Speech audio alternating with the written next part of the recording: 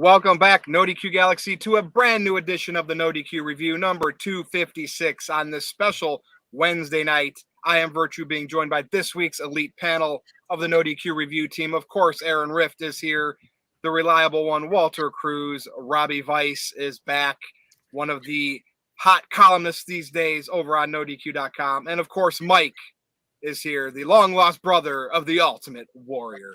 Gentlemen, what's going on? Mike, I will start with you. What's up? Not a whole lot. Just been trying to pack in all the wrestling, get ready for this review.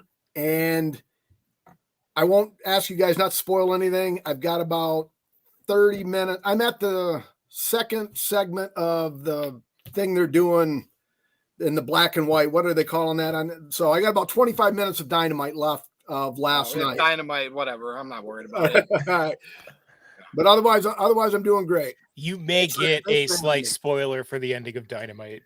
I'll give you a warning, and you can earmuffs out for a little bit if you want to. All right, Mike, we'll be back to you. Hey, Robbie. Hi. Over to you. And I mean, according to Dave Meltzer, NXT had some pretty stiff competition, man. So that number that they did was impressive. So stiff competition that they normally don't have. What I got going on here. Actually, I want you guys to look down at the bottom. That's my ending comment there. Dude, this was a fun couple of days for wrestling. I don't think I have seen a better live wrestling show in my life that wasn't like a pay-per-view or PLE. But man, I'm feeling a little spicy today, guys. A little bit of caffeine, a little espresso. Might have some vintage Robbie Weiss going on here, but I'm excited to go into this. I think this is going to be one of the better reviews, man. These are all phenomenal topics. Like, kudos to you, man. Just so everybody knows, we're going to come back Sunday night for the next review. It's going to be quick turnaround time. But guess what? Roman Reigns returns on SmackDown this Friday, so we have every right to come back Sunday. If Roman Reigns was on NXT last night, advertised and on there with the Bloodline story with Heyman, would they have done that extra to put him over 1 million viewers? They still had a lot of star power. They did 921,000. But with the current state of Roman Reigns being a special attraction, he's 80,000 viewers, isn't he? Isn't he in that 80 to 120K pretty much every time he comes on? I think if he was advertised there and they would have had some bloodline fallout, I think they would have pushed over 1 million. But hey, he'll be back on SmackDown. Robbie, we'll be back to you shortly. Walter, the reliable one, Cruz over there, filling in for Jeff Meacham, who was supposed to be on the show. And I don't know, he got hit by a bus or missed the bus. Something, but you are here for him. I'm sure Jeff's I don't know. He's ducking Mike. That's what the deal is here. What's up, Walt? Nothing much. I'm doing well. Yeah, I came off the bench. I was supposed to be on the bench today, but Virtue was like, "Nah, start lineup." So you were on that exercise bike on the sideline, ready to go, man. Yeah, ready to go. But yeah, I'm ready to get into it. It's gonna be fun, like Robbie said. So now, if you guys only on Wednesday. Yeah, this is weird on Wednesday. This is the Dynamite time slot. If you hear a dog barking in the back, no worries. It's my puppy that just had successful intestinal surgery on Saturday. But if I have to duck out for a minute, Aaron will take over. Just so everybody knows in advance, hopefully not. Aaron, over to you. I'm doing well. It was a very busy Tuesday, and we also had Fastlane, which was this past, was it Saturday? Yeah, Saturday. Yep. WWE Fastlane. So a lot to talk about. Busy week, and we do have a few super chats already. Jeremy Dorset sent in $1.98. Thank you for that. He left no comment. He just said, "Good evening." Supporting what I said earlier. Good evening, everyone. Yes, he was. And Mr. Tito sent in $5. He brought up the ratings. He said, "I would be concerned if John Cena, Undertaker, Heyman, and your top two current baby faces, Cody Rhodes and LA Knight, could only draw 921,000 for a show hyped up in advance." Well, Virtue, I think to be fair, they had sports competition. The sports games took up the first 4 slots on cable for Tuesday night. Plus, Dynamite is competition. Some people were watching Dynamite and took away. I think if there was no Dynamite, they would have definitely done over 1 million. But would they have had that lineup? Yeah, they would not have had that lineup. But so with all respect to Tito, I mean, what are you measuring those numbers? I mean, you're measuring those numbers against what that wrestling show is. That is the developmental and then the flagship show of AEW. So if one of them is getting 921,000, I mean, that's the standard bar. That's the standard, right? And it went up. Remember, NXT doesn't do 900,000+. It did like 825 or whatever it was the week before. I mean, it's been around 6 or 7, I think, for a while, hasn't it, Aaron? Yeah. Yes, it's been close with Dynamite. Yeah, it has been. Tuesday versus Wednesday. Yeah. And don't get me wrong, I don't care about the rating stuff, really. Like I really don't care. I don't think that necessarily means one show is better than the other. I just think, like, I just want to know, when you say, like, you would be concerned with that number, what is the number then? And what are we comparing it to that's within the same realm? That's a million. Okay. I mean, everybody's obsessed with that 1 million viewers benchmark, you know. Well, they were over 900,000 for their, basic, their AAA lineup. Yeah, I mean, everybody knew Cena wasn't going to do anything other, maybe take a bump here, take a bump there. That was just as a little competition because Dynamite was going to Tuesday because of baseball tonight, Twins Astros. So, they wanted to throw a little fire there to get and see if they could. So I think what would be more concerning is if Dynamite was the 610 or whatever it was, and NXT was 596. I think that would be more concerning than 910,000 for my, quote unquote minor league thing, my minor league program. But I actually I thought the Dragunov Mysterio match was awesome. And I personally, even though I love LA Knight, I think LA Knight took away from that match by going, yeah. And I thought those two put on a hell of a match. And I thought, I know it's a smaller, there's not as many people. What is there, 400 there, 600, whatever it is. But they put on a hell of a match, and they were just focused on LA Knight being a referee. Yeah. I mean, that's the big complaint against LA Knight, though, right? That he can't exist outside of that character. So whenever he's doing stuff, it's just not right. I mean, like that. I've heard that complaint a lot anyway. Well, now we're going to talk about the Tuesday night here. We got some other stuff I want to talk about first. Aaron, anything else? Yeah, start Psycho with Jet Black. Okay. Psycho Jet Black sent in $2. He wants to know from Robbie why he hates Wheeler Yuta so much. Until you mentioned him just now, I haven't thought of him since the last time someone super chatted to ask me about him. There you go. So I don't hate him. I honestly forget that he exists week to week until someone tells me, or when I'm fast forwarding through whatever BBC or whatever country club match, I see him there. But now, Virtue, I think it's fair to say that you can't really compare 1998 television ratings to 2023. Am I right in saying that? Here's the thing. There's points to that based on the era we're in and how people can consume stuff. But there are still TV shows out there that draw ridiculous numbers, both cable and network.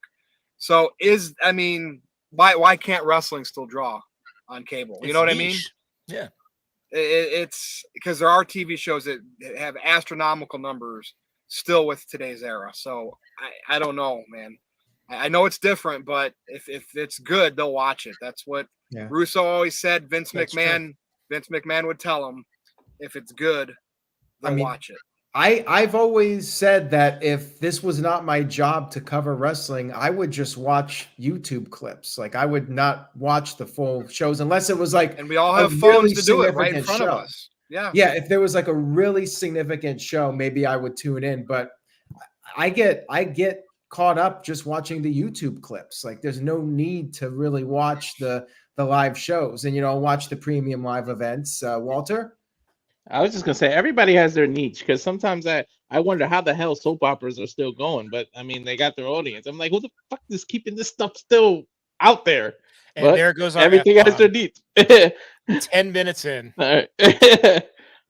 I think you were safe after 10 minutes. Are we ready to start the first topic, Aaron? Yeah, let's get into it.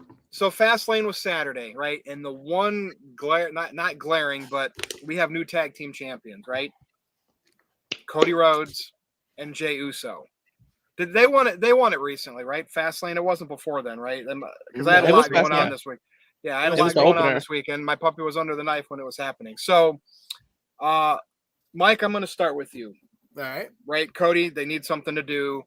I'm just so discombobulated with the bloodline. Like, Jay went to SmackDown. I know they're trying to kill time, but they had Jay pinned Roman Reigns on a pay-per-view to be called Main Event Uso, Main Event Jay, and he's just a tag team champion. I know it's with Cody Rhodes, But I mean, anything you want to talk about with that or anything from Fastlane? Aaron's already covered Fastlane, so we don't have to make a big spiel about it.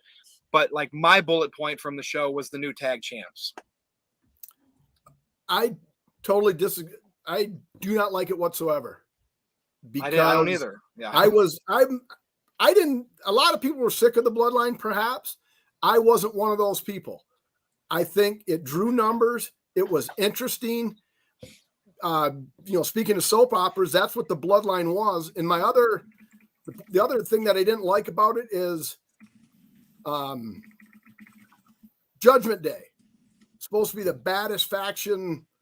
They go wherever they want, Raw, SmackDown, and all they do is they lose match after match after match. Yeah, they didn't lose to a couple of jobbers. They lost to main event Jey Uso and Cody Rhodes. But I mean, if they're going to be a top heel faction, they have to dominate like a top heel faction should. I didn't think that was the right time for tag team belts, and I don't like how they mishandled Judgment Day, but it is what it is. I had that as my third favorite match of the night, but Carlito's back. I don't like what they're doing with Bloodline myself. Aaron, do you believe it now that Carlito's back? Remember you said you'd believe it if you see it? He's finally back. I mean, okay. I'm happy Carlito's back, and I'm looking forward Carlito's back. One down, one him. more guy to go, and we'll talk about that in a little bit. I think his first name's 2 letters. So, Mike, anything else? I mean, this isn't a big topic here. All right, Robbie, over to you. And I know they gotta fill time with Cody and Jay, and this is what WWE does. Let's put 2 guys together and give them the tag team titles. No, this is more than that. This accomplished a few things. You took tag team titles off of jobbers who don't need to have tag team titles. Dude, look, Finn Balor, you can't tell me that either of those 2 guys have been booked well in the past few years. They haven't done anything of merit. And when you can't have a dominant, badass heel faction when the bloodline exists who just overshadow them. Like it doesn't work that way. Would it have meant even more then if they won the tag titles again? Like say Owens and Zayn still had them? Probably, but just because I just don't think Damian Priest is that guy. I think he's fine, but I don't think I would put a title on him. But I really do believe that this somehow is going to be the bridge to get Cody to Roman at some point to reignite that feud and get them on the same show. Whatever has to happen for that. This is how they build to Cody versus Roman at the next Mania. I think this is where that happens. Because I don't think The Rock's coming back. I don't think he's going to do that. Filler pay-per-view was really what it was. Fastlane. I mean, no Roman Reigns, but it is what it is, and that's what WWE does. And it's on Peacock, so it's not like we really had to pay. And I do agree with Tito. Outside of Dom and Rhea, and God, how hard was I on Dominic Mysterio? But can I interrupt on that? Outside of Dom and Rhea, that's like saying, well, the Chiefs are just an average team without Mahomes and Kelsey. I mean, yeah. I'm glad you mentioned that about Dominic. So we know what your thoughts were prior on Dominic. His face with Ray, it was bad. With where he's at now, have you become more positive about his performance because he became a heel?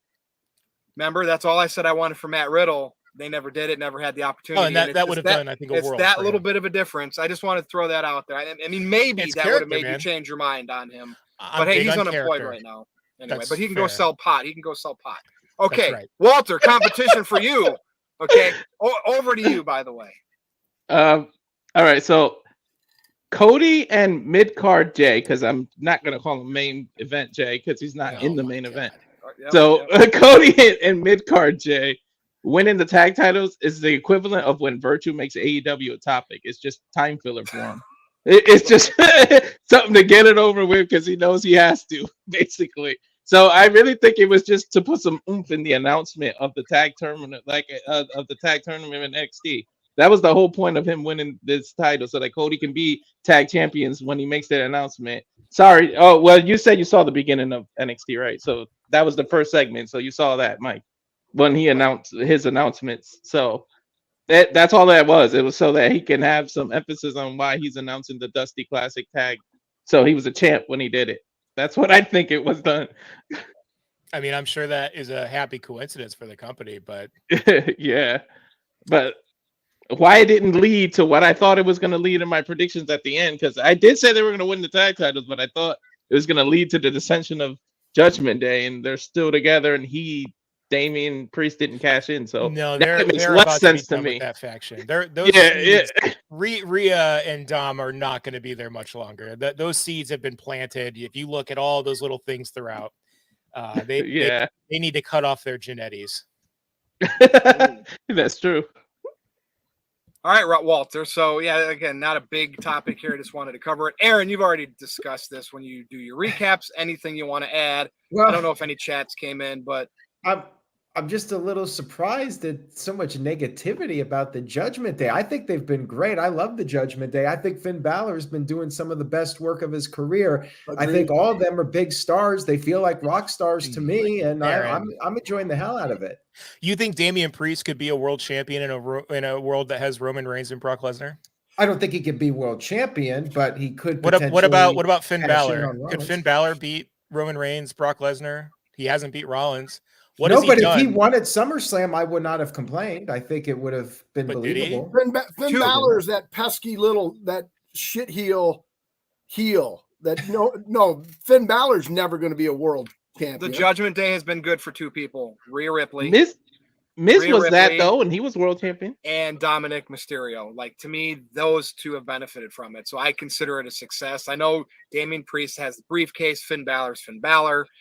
But I don't think it's I don't view them like that though. Like, what are they going to do? They're not going to go beat up the bloodline. Like, it's not going to happen. So are they going to fight the Viking They're better Raiders? than Retribution. Did somebody already say that? Yeah. I mean, I think the idea is that they're supposed to be aligned with the bloodline right now for War Games. Like, that's what they're setting up. And then after that, we'll probably start to see things fall apart with Judgment Day and Damian Priest go off on his own. But I've been enjoying Judgment Day very much. And I think that Finn Balor would have been worse off without Judgment Day. And Damian Priest has been doing a great job. I think that he had a great match with Bad Bunny earlier this year. And he's not going to be world champion. He could potentially cash in, but I think it's unlikely. I think that he'll probably be unsuccessful and there'll be some kind of angle. But overall, I've been very entertained by Judgment Day, and I think they've done great stuff. But I do agree that it's really been Rhea Ripley and Dominic's show. I just don't like having a dominant heel faction that is just overshadowed by the actual dominant heel faction. Well, I just don't think Bloodline's barely a thing now.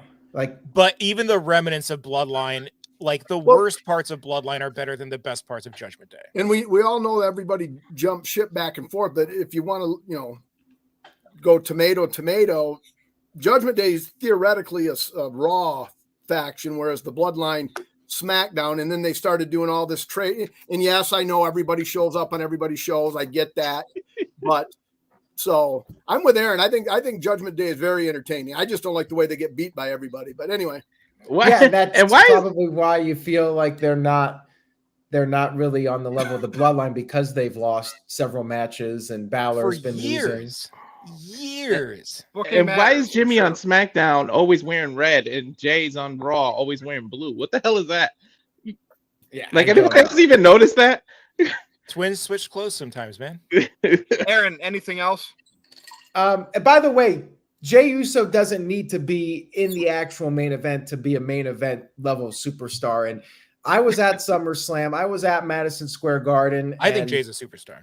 People treat Jey Uso like he's a main event guy. He doesn't have to be in the top of the card match to be a major star. Like, when he's out there, the crowd reactions he gets, they treat him like he's a main event. I 100% disagree. He's the number 2 in the Bloodline.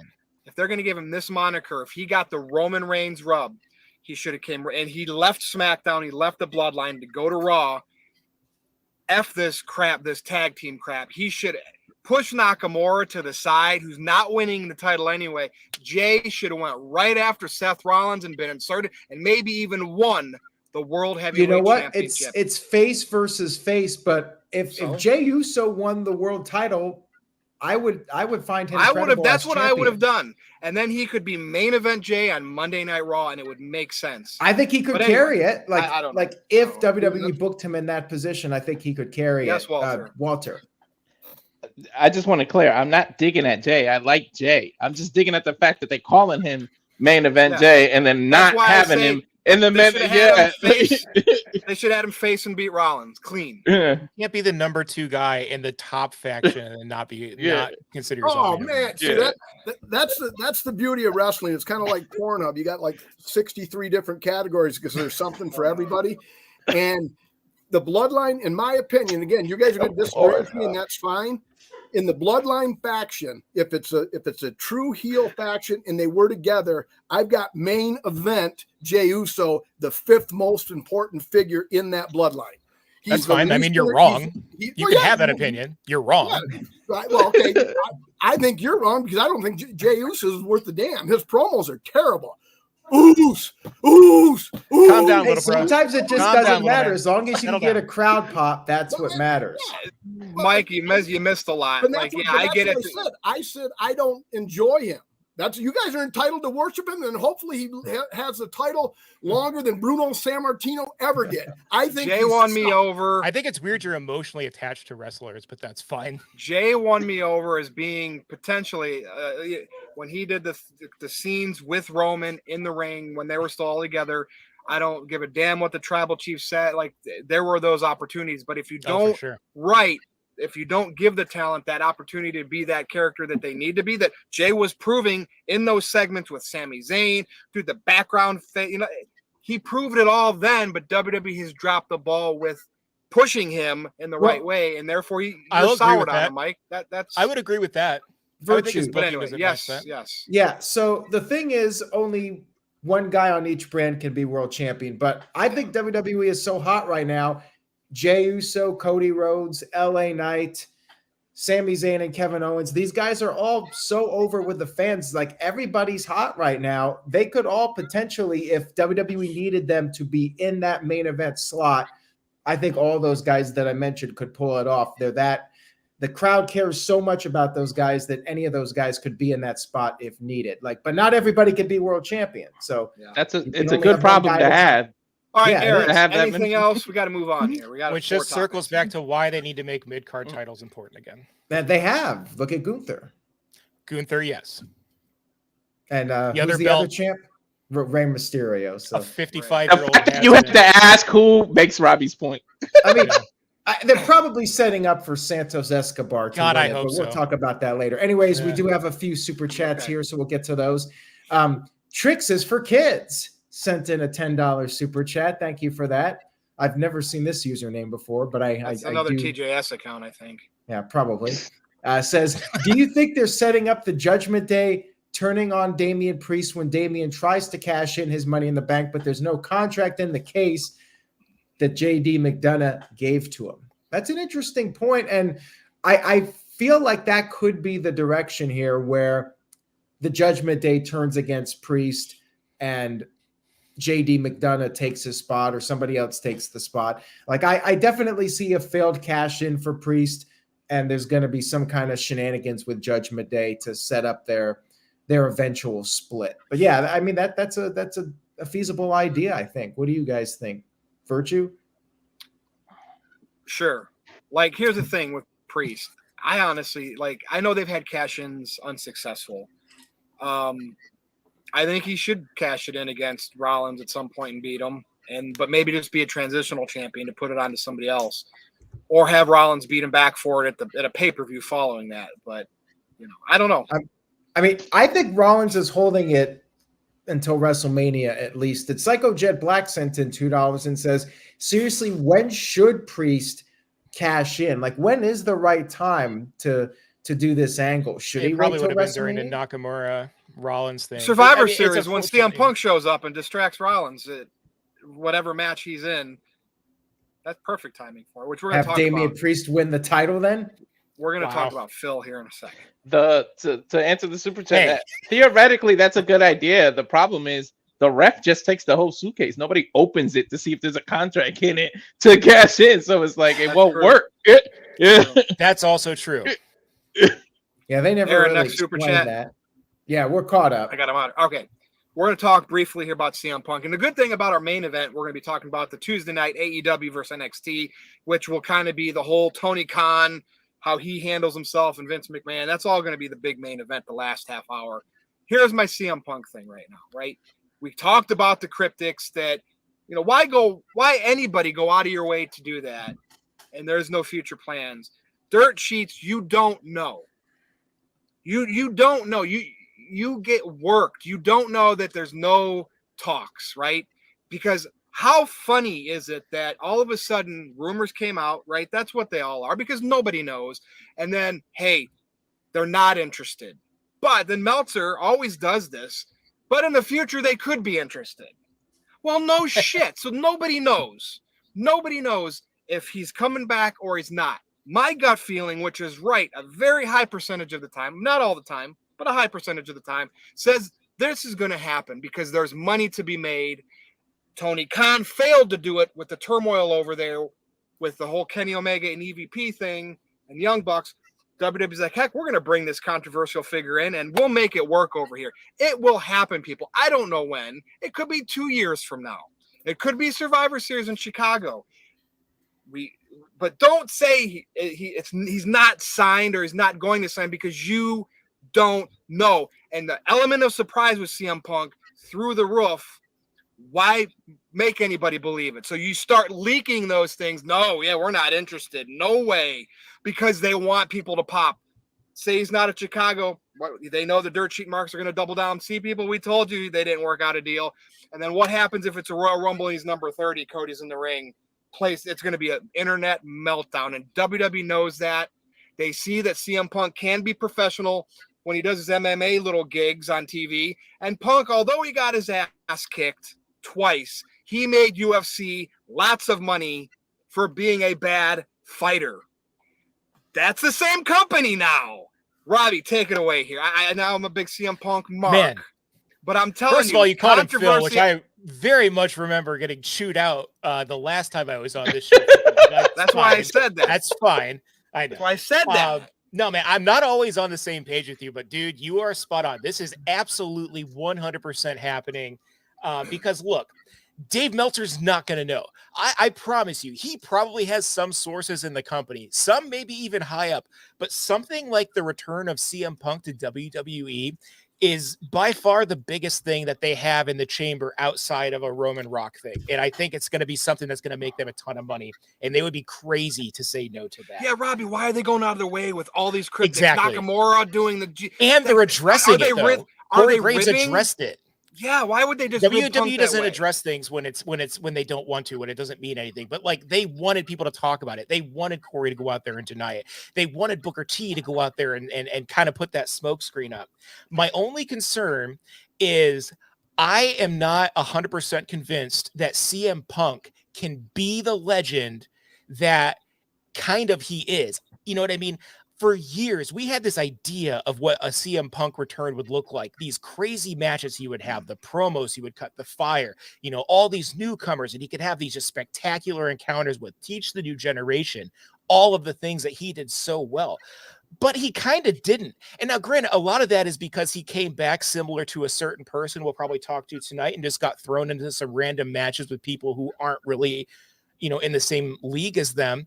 But he didn't pan out. He had that long run at the start of WWE for sure, but he got fired, and then he got fired from AEW. So I'm wondering if part of this whole Punk thing and some of the maybe things he's going through is, I can't imagine the stress it is to live up to be CM Punk, returning CM Punk. Because again, we had 10 years of just crazy wrestling fan theories, and I don't know if he can ever live up to that. But I'm 100% on the same page as you, Virtue. Punk is absolutely going to be back in the WWE ring. It may not be at this year's Survivor Series, but if Brett can come back, anyone can come back. Yep. Well said, Robbie. All right, Walter. Punk was an OVW, which at the time I think was still a WWE entity in 2005, and came through the company, Straight Edge Society, won Money in the Banks, titles, then the whole Summer of Punk 2011. So you got to say, from 2005 to the beginning of 2014, he worked for that company, and he was, from what we know, going to go over Triple H at WrestleMania 30, but that's when he was burnt out and he went home. Then he got fired. So if you take that part where he got burnt out and walked out on his contract, like he did a hell of a job for them. He might have been a little eccentric in the back, but they still pushed him. He had segments with Vince McMahon. They did. I mean, it's the writing's on the wall here, people. He's the only one that won the Money in the Bank contract. Hang up that Dr. Amon doesn't even work for the company anymore. Walter, what's your thoughts? Yes. All right. So my gut feeling, and I'm fat, so it's hard to ignore a gut feeling for me, is that his name is already on contract. He already inked the deal, and WWE is just screwing with people. And who, like the Meltzers and the people that are these dirt sheet writers, whose pocket are they in? Khan. They always in AEW. So of course they're gonna feed them bull crap so that they don't have it. So I got feeling is that Punk actually already signed and they're screwing with people. I mean, from the beginning, when Punk did that MMA thing, what did he say? I'm free for 2 months. What was 2 months away? Survivor Series. And now there's all these little hints. 1, 2, or maybe even I might give you 3 is a coincidence. But this month, and all of a sudden Nakamura is doing GTSs and stuff on TV again and all that. It's just too much is adding up. And 2 + 2 is always 4. So like it's adding up. Yeah, dude, exactly. And look, he can come back now and be happy because he can get the limited date type of contract or where he doesn't have to do as many matches. And I'm telling you, the one thing that WWE has always done well is if there's money to be made, they bury hatchets to just make that money or get that controversy and make people talk about it. And even if it's just hey, CM Punk, we're only gonna do this 1 year thing. And if we can agree to this, it could be something small. And then both sides are like, hell, let's do this. Let's run with this. And here's what's funny. They just reported that WWE rejected him, but they reported Vince rejected him. And now they just reported a few days ago, Triple H has 99%, whatever they said, of running the company. So what does it matter if Vince rejects him if Triple H wants to take him? It doesn't matter that Vince rejected him thing. Yes, because he knows if there's money to be made, there's money to be made. And Punk will do it, right? I mean, he hates WWE, but he hates Tony Khan, I think, more right now. Because everything that escalated there. Now, Mike, think about this. WWE went out of their way to soup up NXT head-to-head against AEW. They sent big stars to their rookie promotion or whatever, developmental, whatever you want to call it. You tell me they don't, they got Cody. Cody right now is on the fast track to maybe be the one to beat Reigns for the title. Why would they not? Let's do this again. Another drop ball by Tony Khan. We're going to bring in Punk. And what do you think here, Mike? Because I don't know. I think you might have something different to say. What do you got? No, I think if a deal can be reached between WWE and CM Punk, he will be back. So, I think that's if he's interested. I don't know the man personally, so maybe he's done with wrestling. I don't think so, and where else is he going to go? Is he going to, start over in the indies at his age? I doubt it. So I think I would agree with you guys that he will be back. I don't know when, but again, at 40 or whatever he is, he's it's got to be sooner than later, you would think. A lot of miles on those tires. And somebody in the chat was like, who does he feud with? I mean, Rollins. Rollins is where the seeds got planted. Yep. And a lot of the cryptics have kind of been through Rollins or something Rollins is involved with.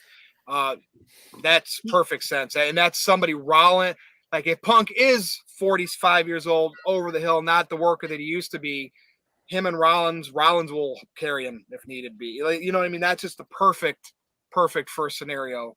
He can't go out. That's why I think, dude, that place would just imagine if something like that happened in Chicago. Well, what do you think though, Virtue? Do you think CM Punk this could be the end of his career? Like, do you really think and look, I know the MMA thing, he made a bunch of money. He got to do his dream.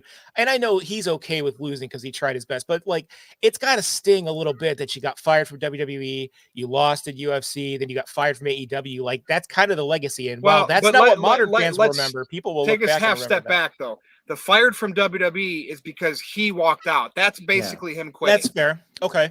Yeah, that's fair. Because if he sucked it up and worked out his contract, it would have expired. He would have went on to still face Triple, like, you know what I mean? Yeah, no, they you're right. fired him because they were pissed that he walked out on his deal when they had big plans for him. But 100%. they weren't big enough for him at the time. So, all right. On his Aaron, wedding day. Now yes, Walter. if I was WWE, you know how like when they go to commercial and they like show something randomly backstage and fade away or whatever, I would just to be petty, I would randomly show Cody, Punk, and Jade together in the same room and just let it fade out. Just as a look what and you missed. They did this stuff. They did this cryptic stuff with Bray Wyatt, and he came back. Yeah. They hit the Jericho stuff in the past. Like this is what they do, and I would not see them giving any effort at all. Like if it was one and done coincidence. We have multiple things now that reference CM Punk on WWE television. There's no way they're ribbing him with this. They want to see the fan reaction online, and then they're like, shit, yes, this is a for sure thing. We got that attention for Bray with the White Rabbit stuff. Let's do this. We need to get the internet buzzing because it's the internet world, and this is what we do. All right, Aaron, anything you want to add? Well, we do have several super chats. Let me read those off real quick here. First of all, Mike D sent in $5. Thank you, Mike D. Says, there's only 4 people that know about Punk and not the dirt sheets, which is true. The thing is, my gut feeling, WWE is not going to say, oh, yeah, he is coming back. He's coming back at Survivor Series, or he's coming back at the Royal Rumble. Of course, they're going to deny it. They're not going to say it's happening. And you would think that they would want to try and keep people guessing. They don't want to make it too obvious that he's coming back, but like they want AEW did. Yeah, they want to be very subtle with it. And that's why I personally do not believe that these references on television were accidental. I think that they were intentionally done, and maybe they're just testing the waters. Maybe which means they're interested, right? Yeah. That's a big time. Yep. Yeah, maybe they haven't signed CM Punk yet and they're just testing the waters. But my gut feeling is he will be back, and I think there's a pretty decent chance that he shows up at Survivor Series. Do they absolutely need him? No. WWE will be just fine without him. But they'll sell a ton of merchandise with him, and there'll be buzz. Can he have a long run in WWE? Probably not, but he could have a proper send-off. He can come back, maybe face Roman Reigns, maybe face Seth Rollins, and call it a career and end his career on a high note, go into the Hall of Fame, and that'll be it for him.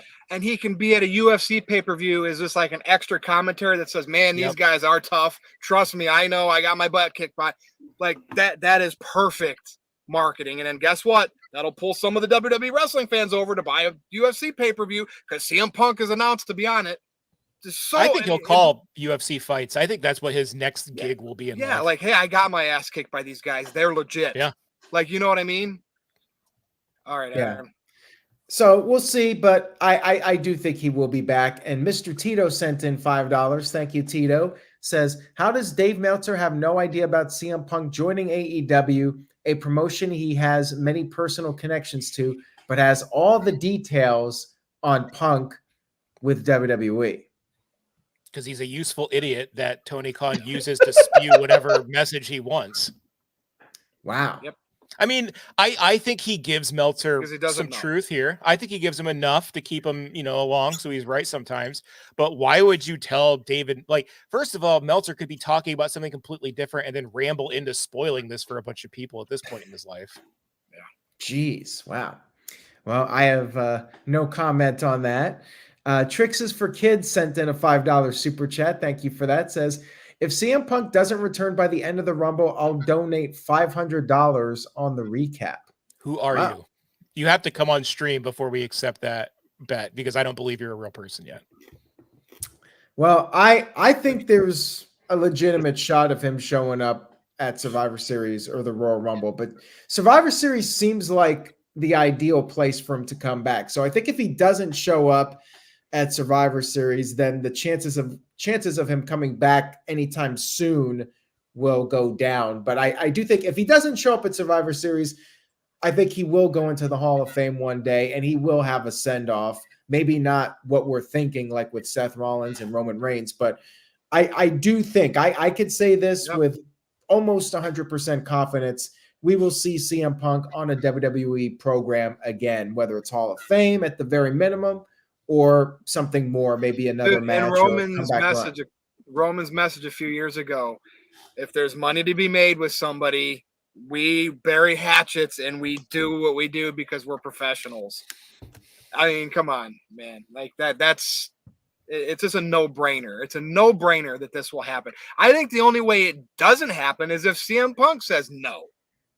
Right? That to me is the more likely reason for it to never happen than WWF not wanting that buzz back.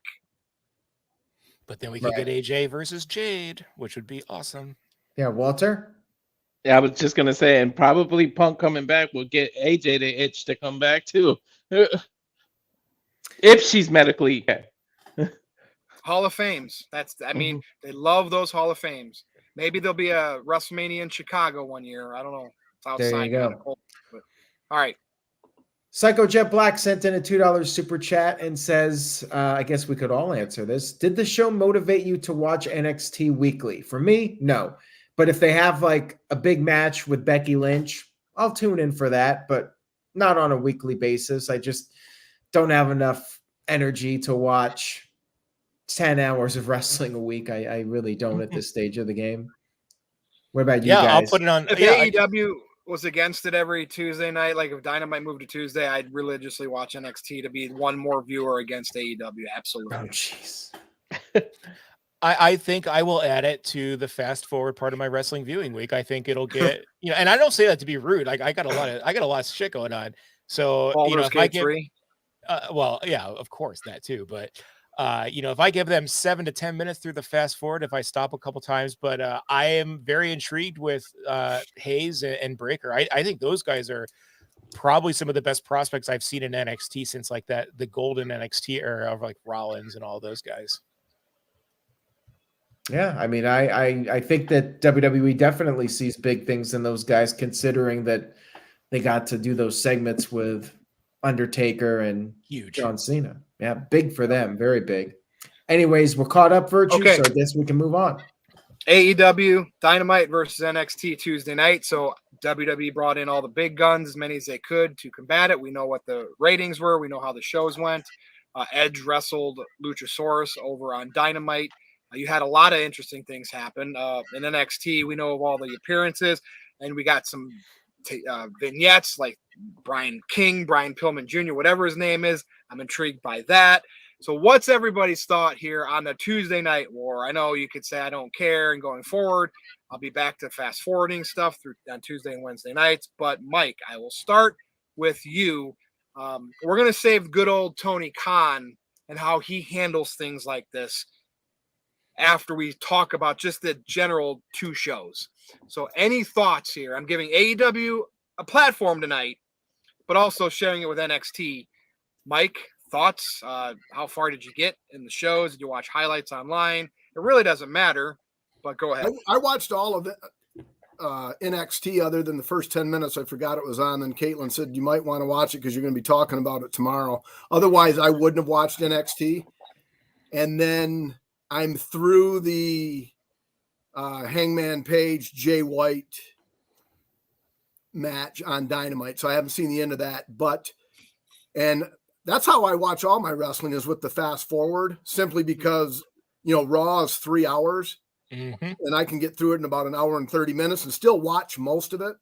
There's just that many commercials. So I don't think if Tuesday night, I have other things going on. So if they were to both be on Tuesday night, I probably wouldn't watch either program on Tuesday night. Wednesday night's a perfect night for me because I usually watch it in the morning, Thursday morning. But Mike, yes. So we talk about the subtleties, and I need to know your thoughts with Paul Heyman showing the word bloodline on his phone case to The Rock's daughter. That just doesn't happen. And we have to now believe that there's more of a chance that down the road that match is going to happen. So go ahead, because that happened last night. Oh, in the first 10 minutes? Paul Heyman It was may have on been. screen with The Rock's earlier. daughter Okay, so I missed that. with the word bloodline on the television screen. They don't if they do that, nothing ever happens, right? Come on, man. Paul Heyman's all about third inning, bottom of the third inning.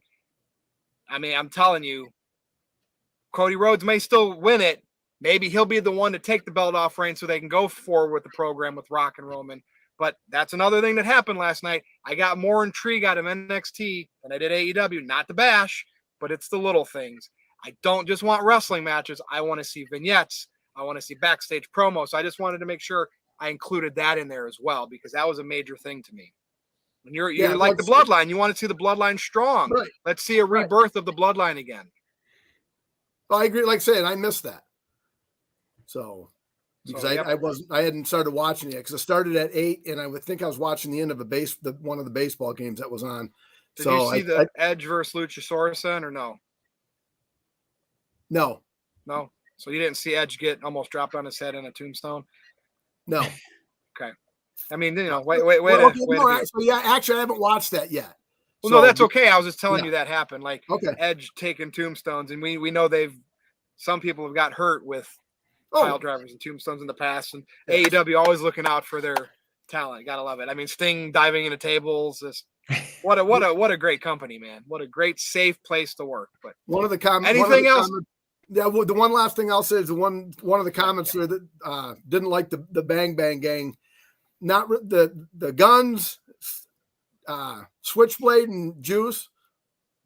I think those two are. You didn't like the roll of quarters? I liked it. The roll, you know what I'm talking about with the roll of quarters? Yeah, that's where I ended. Old school heat, right? Doesn't matter if it's against religion. It doesn't. I mean, that's how they used to do things in wrestling. Right. And heels would get stabbed by fans. It still kind of plays along with, because he's hit a number of people with the roll of quarters even before this feud, even before Jay White stole MJF's belt. He's hit people with the quarters, and it's also a dig on, because MJF said people used to throw quarters at him as one of his promos. And personally, I'll stop talking about MJF because I'm so furious. Here's what and again, ruined him. Robbie, I'm going to come over to you. Tito's like, what about the quarters? Without getting into the details, so people don't call me a bigot, a roll of quarters, right, is $10. It's money, and we all know MJF's Jewish, last name Friedman. Figure it out yourself, people. But that was Juice Robinson trying to get some super old school heel heat. All right, Robbie, any thoughts here from the big Tuesday Night War? Well, as someone from Jewish heritage, I think anyone who accepts that's an asshole. But beyond them being an insignificant piece of shit that's a bigot, I will go on to say that segment was just really tone deaf and it didn't really do it for me. But what if MJF said do it so I can get over? It's low brow, man. Are they gonna have a priest come out and molest a bunch of kids? You know what I mean? Like, what kind of gimmick? Are we gonna have these kind of jokes on a wrestling show? Are we just gonna go down all these dark paths? We're gonna have like the Christian Crusade character or something like that next? So do you not watch movies and TV shows that show these type of things? Because there's tons of them out there that do. Right? Like what? SVU movies, dude, American history. Dude, I don't get it. Like, people get so bent. Well, why? Because it's wrestling. Palestine is murdering Jews. Yeah, I mean, it's bad timing for sure. Extremely bad. But look what Vince McMahon did during Desert Storm. I mean, and this it wasn't. Stuff and they killed off the Muhammad Hassan character. You know what it is? You know what it is, though? It's controversy. It's because people want to cry in this today in society, so they're offended by everything. And I get it. It's offensive, but it's a heel. It's a character like a movie would portray. So well, I don't know. As I mentioned on Wednesday night, people like to watch wrestling to forget about real world issues for. Yeah, we have enough like racist rednecks here in the States. I don't need to see that shit on TV. Yeah, I think this is more snowflake culture, just really crying about everything. But that's just me, right? Right. I mean, well, on behalf of all the Jewish Americans, you can go fuck yourself. Wow.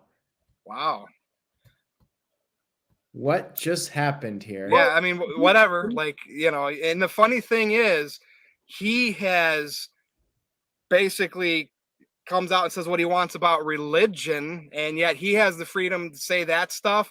And then I say whatever I say, and then Robbie cries.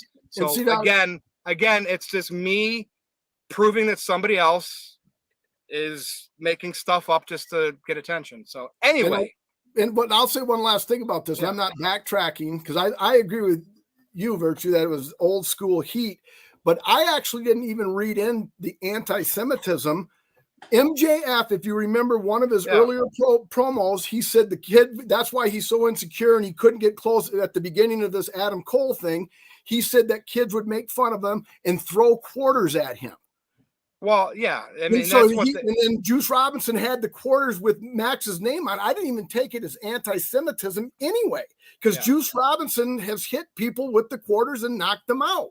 So he had see. So that's why I say I don't. So they got a way out. They got a way out. But like that's the thing, though. It's entertainment, right? And people want it to be real. But yet, then if something like again, you watch TV shows and movies, and there's a lot of controversy. Law and Order SVU, rape victims and rape and all that. But yet we watch it and we're consumed by it. I just don't understand why people want to get bent out of shape when all I'm pointing out is entertainment pushes boundaries like that, no matter the times and the things that are going on. And look what happened right here. You got a snowflake that just basically melted. Walter, over to you. Ooh, hard to follow that. Oh, but you can. You're the reliable one. Now, honestly, like I poke fun at AEW and I poke fun at stuff, but at the end of the night, this was fun. And the Aaron said it best last night. Really, the winners were all us. Everybody who got to watch and everybody who got to see it, because we got to live something old school and I mean, you can like who you like and have your favoritism. Like I prefer WWE over AEW, but I'm not gonna bash AEW for trying. Like it's just cool that in 2023 we can see this kind of war thing and you can have your pick. Like I respect everybody's opinion. Like me personally, I wasn't offended by that, but kind of like Mike, I didn't read into it like that. I read into that same thing, that promo with the quarters. But now that you say it, but look, I'm Latino, I'm brown, I'm black. There's so many offensive things. Like that shit rolls off my. It's like water to a duck. That shit just rolls off my back. Like I'm not. And Walter, like what's your ethnicity? You probably said it, and I should know. Yeah, I'm Puerto Rican. Okay, so you're Puerto Rican, right? It's not Mexican, but would you have been offended by the JBL segment where he was at the Texas border, or do you understand that's entertainment trying to get heat? I get it, and especially when JBL. Eddie approved that. Like it was kind of Eddie's idea. Like the whole thing with Eddie's mom. Like I don't know if you heard JBL talk about it, but that was his idea. Like even JBL was like, "Whoa, chill. Your mom's like 75." Like even JBL was taken back. So like it is entertainment, but I understand why people get offended. It's just that I don't, because it's like I understand. And that's the thing. We watch stuff like this and we talk about it and we try to say why they do things like that. And it's not like we're going out and doing those things ourselves and being that way. But yet people want, if you understand why something might have been done, now you're see what I mean? Everybody wants to vilify somebody. It's like it's crazy. Now there are bad people out there. But you have people that have to lump everybody together if they, you know what I mean? That's just crazy. But that's like me watching a movie with Leo. We're talking about AEW more than NXT right now, right? Yeah. Think about that. It's like me watching a movie with Leonardo DiCaprio and I get offended because he said the N-word. It's like he's in the movie. It's not really saying that. Like it's part of the script. Anything else about the Tuesday night war for you though? I mean, just we don't glad just it have to happened. focus on that. Other stuff happened, obviously. Yeah. But The Rock's daughter.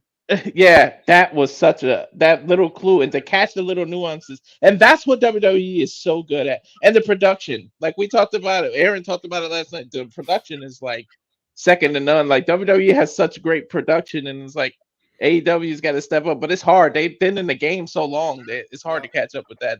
But you can see the differences in the company with production, and the only thing WWE really messed up was on Raw with the Sammy. They played his heel music. Like that was a screw up. But other than that, their production is always on point compared to, and they're so great with the vignette. I'm so excited to see Brian. And this is finally a name change that makes sense. He said, my dad died when I was 4. So it doesn't make sense to me to be, you guys worship him, not me. I was raised by a king. So that the way they explained it made sense is just great. And so in 2023, I'm just glad this happened, and I'm happy. And the real winners are all of us because we get to talk about this and watch it. That's true. Aaron, over to you. Don't know if any chats came in, but then we can move on to some Tony Khan. He deserves it. We do have a couple super chats, and yeah, unfortunately, Robbie left us. So yeah, it got a little heated there, but you know that's the risk we take when we talk about these subjects. Psycho Jet Black sent in a $2 super chat, says, here's something we can all agree with. EC3 sucks. Thank you for that, Psycho Jet Black. I appreciate that. And NWA doesn't think that. Psycho Jet Black also sent in a $2 super chat, says, imagine either company debuting Saba Simba in 2023. I mean, yeah. There have been some really offensive angles over the years, and you know, this one I do think was bad timing, but I also understand the other side of it. And MJF clearly approved this, and they're trying to tell a story in this fictional world. And MJF is the good guy here. Jay White, Bullet Club Gold, they're clearly the villains here. They're the bad guys. You're not supposed to sympathize with them. And likely MJF's going to take them out and beat the crap out of them. It's an old school mentality. Like, these wrestlers are willing to take their real life beliefs and principles and exploit them in a storyline for the sake of business. We've seen it many times. Which is all the point, Aaron, I was trying to get across. Right. And MJF vocal, but yeah. MJF is a student of the game, and he grew up on wrestling at a time when it pushed the envelope, I would say, far worse than it does now. Like they've done some very questionable things. That Muhammad Hassan stuff was pretty over the top, and you know, the Katie Vick angle and all the racist. That's one of the worst angles ever. I mean, yeah, it was rough. And you know, Vince McMahon using the N-word on a pay-per-view. Like they did some really offensive stuff, but at the same time, they treat it as entertainment. And like you said, Virtue, in various television shows and movies, these real life topics do get implemented into the storylines. But I can understand people being upset. The timing of it was not good. And I don't think it was really necessary for the heat. Like, I think that Jay White was doing just fine, taking the title and holding it hostage. Like, I don't think they really needed to do that line with the quarters. But if MJF signed off on it, and at the end of the day, we got to see how it plays out and let him tell his story. You know, it's his art. You know, you got to look at it as it's his work of art, and he's trying to tell a story here. And you know, it's risky though because of the negative publicity, and you know, TMZ covered it, so it could backfire on AEW. But at this particular moment, people are talking about it. It's generating some buzz for AEW, and time will tell if it helps them or hurts them. I don't know how this is all going to play out, but you know, they took a risk here, and it definitely could have some consequences, and maybe it'll get some more people tuning into AEW. Who knows? Other than that, like I enjoyed both shows. I was entertained by both of them, and I definitely think that it was a successful night for both companies. And yeah, I had a lot of fun. It was difficult though, trying to watch both shows. Now, Walter, Psycho Jet Black sent in a $2 super chat and says, what are your thoughts on Apollo's African gimmick? Apollo Crews? Yeah, I guess he's talking about Apollo. I think it breathed new life into him. It actually did good for him. I honestly think without that gimmick, he would have been released already. Like then. Like it gave them a reason to put him on TV for a little bit, and then he won the title.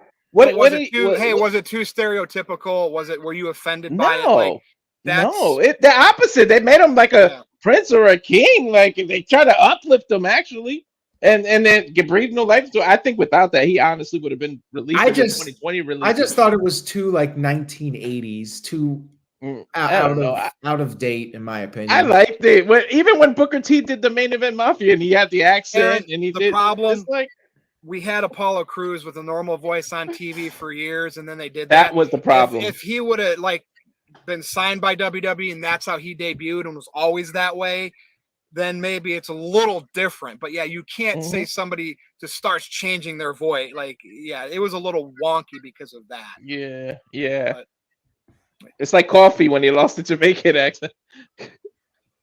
we caught up? Yeah, we're caught up. By the way, Robbie left all the Facebook groups. Yeah, like you can't go on Facebook and say what you want about religion and then something like this happens in fun spirit and then you take offense to it. Like you can't dish stuff out and then not take it. So there will be no apologies to Robbie. Maybe he'll like realize that he was wrong and he could message me and we can talk things out, but I'm not reaching out to him, not over that. When he just clearly misread the room and misunderstood whatever, but he could say what he wants. So anyway, Mike, I'm gonna come back to you. Tony Khan, he loves to do this social media thing, and he shows like this, like it's not a rivalry he's showing, but like he calling out Vince McMahon's name, he like calling out Triple H and HBK. Like if this is a character, and if this is how he's going to become a character on screen, like Mr. McMahon became, I'm going to let it slide, even though I said he should never do that. Okay, but I think this is just Tony Khan being jealous of a company that's historically the best. It's the best wrestling company, sports entertainment company of all time. So like, why get mad at them for doing stuff like that? Like Tony should be like, shit, they have to do stuff like that because they're afraid of us. But he has to go out there, and it's like it takes away from that product for me. I just don't want to see that out of the owner, unless again he's going to become a character like Vince. It's weird to see him calling out. Like it's reminding me of the Bischoff "Let's Fight" to Vince McMahon on Nitro. And I don't know. What do you think here? The whole just Tony Khan, the way he presents himself, and you don't see Vince McMahon doing that. No. Yeah, Vince McMahon's been accused of things but a lot of celebrities have, a lot of businessmen have, a lot of politicians have. Like I'm being accused of a bigot. Like I deserve an apology for that. I clearly said what I was going to say. I don't accuse me of this for bringing this hot topic up. And somebody that's abandoned us. How do you you got to be so careful these days what to say. Tony Khan shouldn't be talking on social media like he does in his position. He's not Virtue with only 1,500 followers. He's Tony Khan, the owner of AEW and the owner of the Jacksonville Jaguars, etc. I don't know, man. I scratched my head with this one. Mike? Personally, I think it's Tony's management style. And he wants to be one of the guys. That's why the EVPs kind of call the shots. And we have those people that hold titles and they get to, do this, do that. Ran Punk out of the company, this, that, and the other thing. And he just wants to be one of the guys. And because he's only 35, Khan that is. So, he's got dad money. 41. Whoa, okay. He aged. Okay, so 41. He's still in the social. I mean, I'm 56 and I get on social media and fire off, disgruntled tweets when, the Bears are playing terrible. And I think he wants to be one of the guys. I think he does want to be, he's been in a couple of the MJF and Adam Cole vignettes where he's terrible. He's bug-eyed. He looks like he's on 7,000 cups of coffee and he's just staring blankly into the camera with his eyes just wide. And I think he really wants to be one of the guys. And whereas Vince managed his people through the years, Tony wants to be their buddy. And that's a real fine line. If you can be a buddy with somebody you manage, but yet hold them accountable and still do what's right for the company. And I think Tony just likes to fire off those. Yeah, Vince had to do this because he's afraid of us. He wants to show his wrestlers, hey, I got our back. Screw the WWE.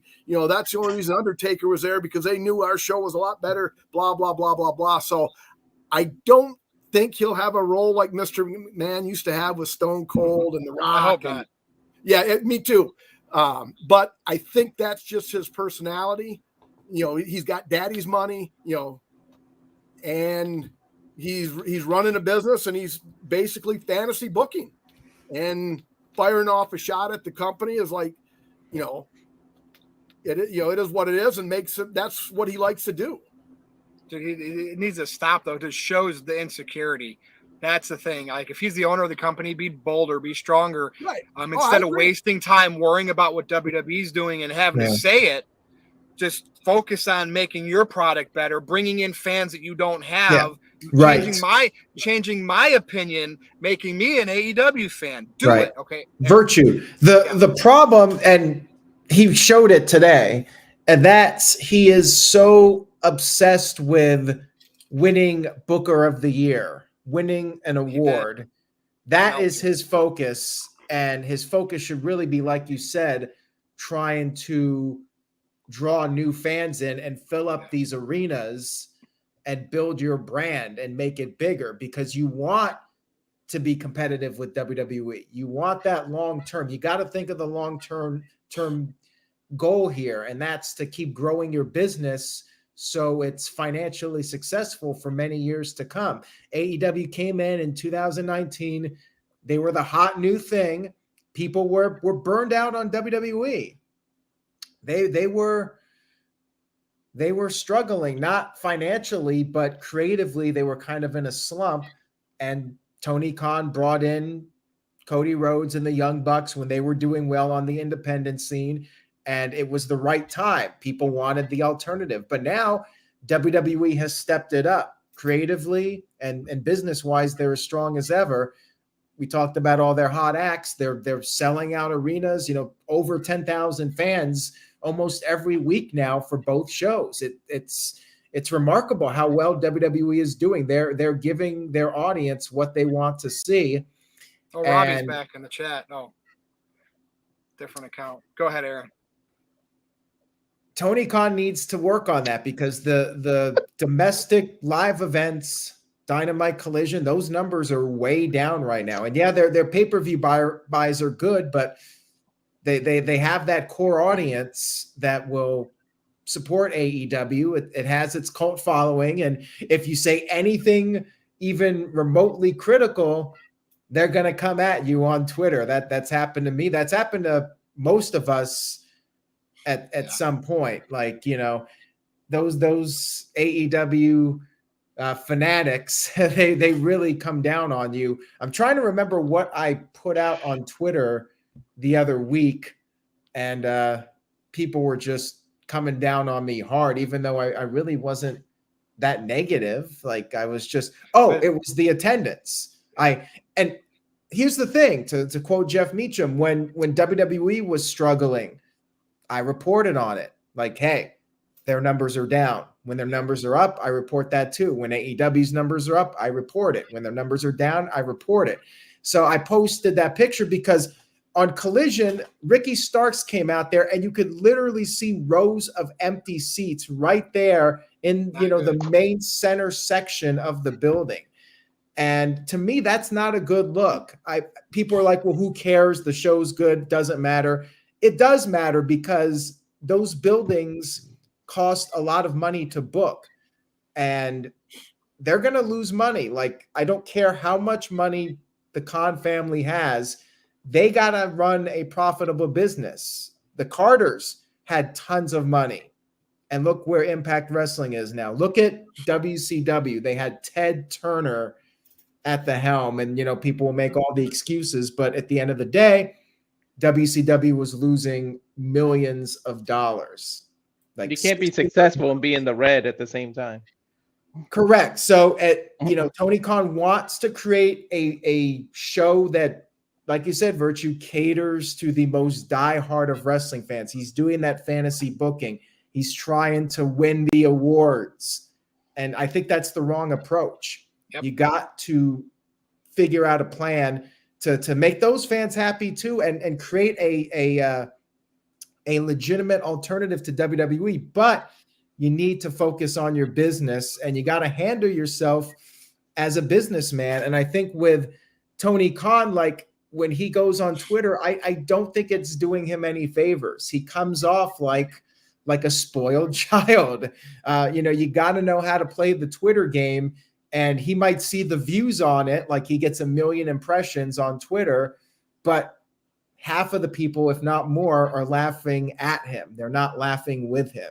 and it's just causing them to lose respect for AEW. And these are people that want to like AEW, but then Tony Khan does this stuff and he pulls these stunts and he's trying to win Booker of the Year, and it just turns people off despite liking people on the AEW roster. And they're wanting to see AEW fail when nobody should realistically want to see AEW fail. Like, competition is good for WWE.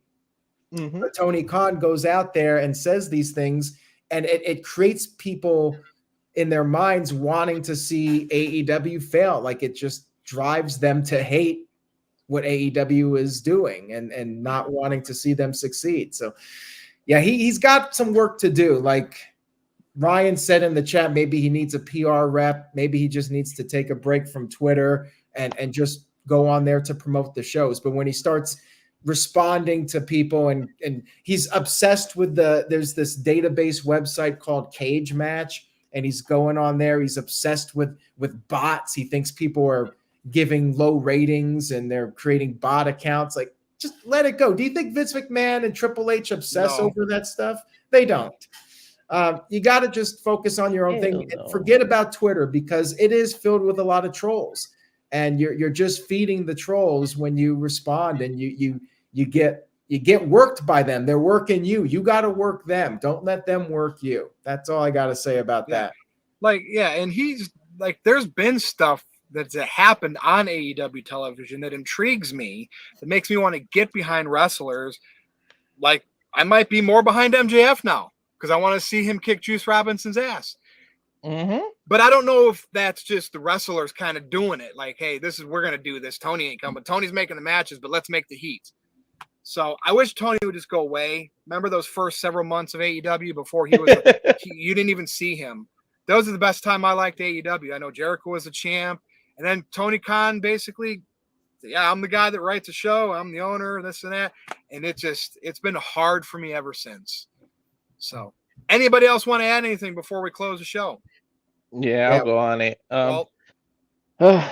I honestly, I would have respected it if Tony went on camera on a Dynamite or went on camera on a Collision and did this, because then you could have been like you said, it was a character and then maybe a Twitter. But at this point, you're just coming off as childish and petty, and it's like at one point as a country had to take Twitter away from Trump because of the stuff he did. Like, somebody's gonna have to just take Twitter away from Khan.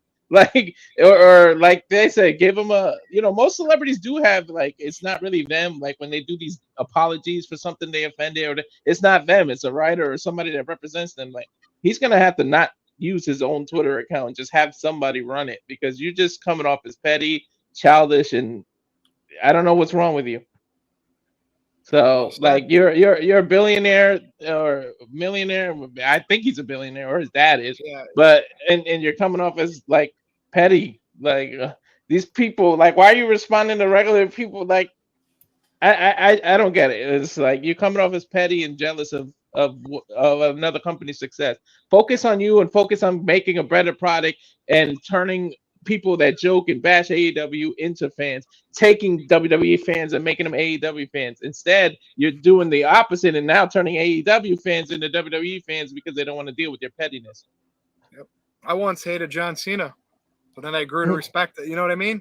Yeah. So I can be swayed the other way. All right, Aaron, anything else? Any other super chats? Are we ready to go around and do our plugs? I think we're ready to do the plugs. I feel bad about the whole Robbie thing. Like, I want everybody to be on here and be able to talk civil and have a good time. And, I knew with that topic, there's always a risk of something going down. You can't get worked into a shoot, and that happens with people. Yeah. And, it is what it is. I mean, they know me behind the scenes, and it's projected, right? I don't ham things up. I give you my take, right? I'm not this, you could say Virtue is a character, but it's still like what I feel about things. No, in no way was I coming across like I wanted to be a bigot. And I was just saying, I love old school heat. I'm pretty confident MJF signed off on that. And that people that want to get offended by entertainment kind of digging into that, no matter the times, because this has happened look at the All in the Family, Mike. The All in the Family show with Archie Bunker. They really had all that heat back. I I don't know, man. I just don't understand people that want to be offended by just somebody looking at entertainment a different way, and not really thinking that way negatively against the world or any person at all. Just pointing things out on how things are, and you get people hating you. So sometimes you got to learn to laugh at the simple stuff. Like yesterday, I defended Jeff on what he said, and people defended AEW, and all they called me was too chinned and fat, and that's all they did when they saw me on the video after. So you perform, Vince McMahon's a rapist. It's just people. It's just, this is the way we live in, with the phone in front of everybody like this. This is the world we live in. But anyway, great show, everybody. This is what we do at the review. Once in a while, it gets a little heated, and hopefully people come to their senses. Let's go around and do our plugs. Mike, thank you for being on the show. Go ahead. Anything you want to say in closing? Yeah, thanks for having me. And again, one final thought on that. I took it as the angle from other stuff that had been said and done by both characters in their work. And but if you look, just like, remember when Britt Baker came out with a shirt with black eyes? Oh, that's domestic violence. And it's like, no, I got a black eye from another wrestler in a ring, so I'm making money off my shirt. But people wanted to look, oh, that's spousal abuse, whatever. But yeah, plug Flights, Football, anything else. Episode 200 tomorrow night. Available tomorrow night late or early Friday on Spotify, Apple, this, that, and the other thing, wherever you get it. Me and a buddy of mine rate 3 beers, talk a little wrestling and what we watched. First segment, sports, second segment, and random stuff, third segment. And thanks again for having me. And you're always welcome back. We need extra panel members now. Well, definitely. I hope fall under the virtue personality that I ham up on here. But anyway, go ahead, Walter, the Mr. Reliable One. Yeah, thanks for having me up here. I know I wasn't originally scheduled, but like I said, I came off the bench, and I'm always available to help you guys out. And I try my best. People think that I'm just always on, and I always want to be on. Like Virtue can attest, I always the last one to say yeah or something, to give everybody a chance. There's a chat, then they ask who wants to be on, and I'm the last one to say something because I try to let everyone claim their spot first. So don't think it's me, people. Like honestly, it's not.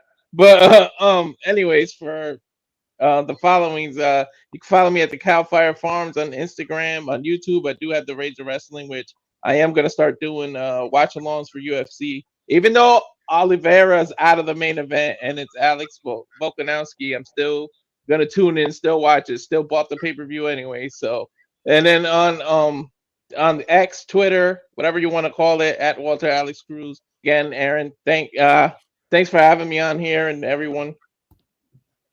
Yep. You're welcome. Pleasure as always, Thank you, Walter. All right, Aaron. All right. Well, Jeff really wanted me to plug his show since he was not able to make it on tonight. So I will go ahead and do that. Jeff has his Talk Wrestling episode coming up. And for some reason, I don't have the graphic. Oh, wait, there it is. So Jeff has his Talk Wrestling episode coming up. It's available on his channel. It's also broadcast on the NoDQ channel. He's going to be in Las Vegas. I'm not sure what that means. He might be doing some crazy shenanigans. It's Jeff.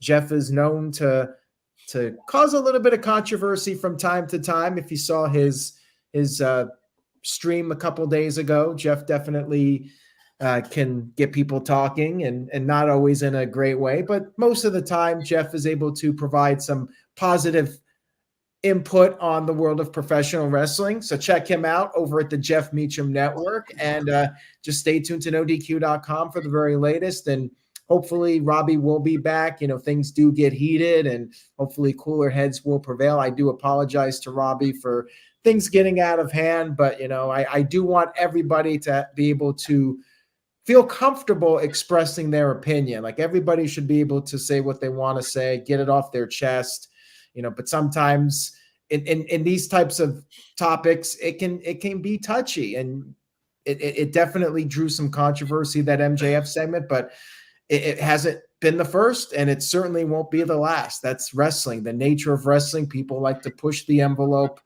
and try to do storylines that also parallel real life. Like that's how wrestling has been for decades. Yeah, you're right. And if you want to escape the real world and be entertained by something and not think of the real bad things that happen.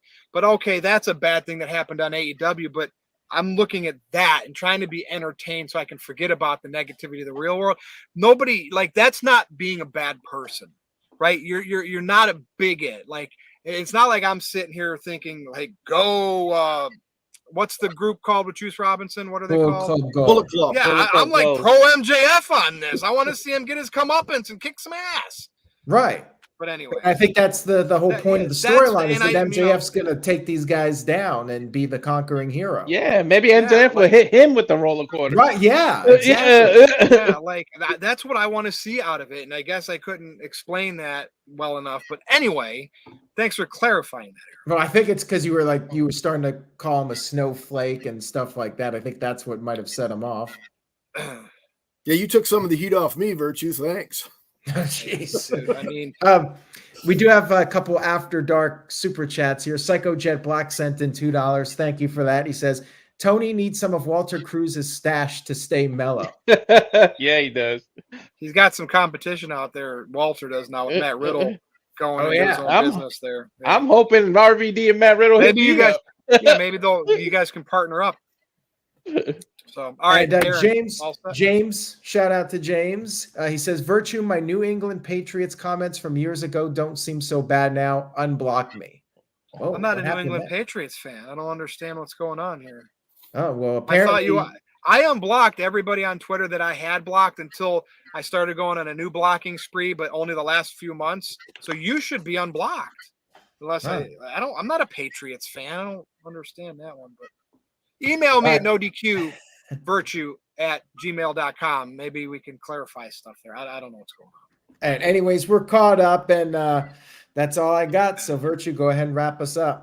X.com, where things can get pretty dicey over there. Yeah, it used to be Twitter at NoDQ_virtue. Go to NoDQ.com/merch to check out all the merchandise. And hey, you might need to send some apologies my way or clarify some misunderstandings. So you can always do that and be the better man but NoDQvirtue@gmail.com. But for Aaron Riff, for Mike, for the reliable, and for Robbie Vice, I'm still scratching my head at what happened there.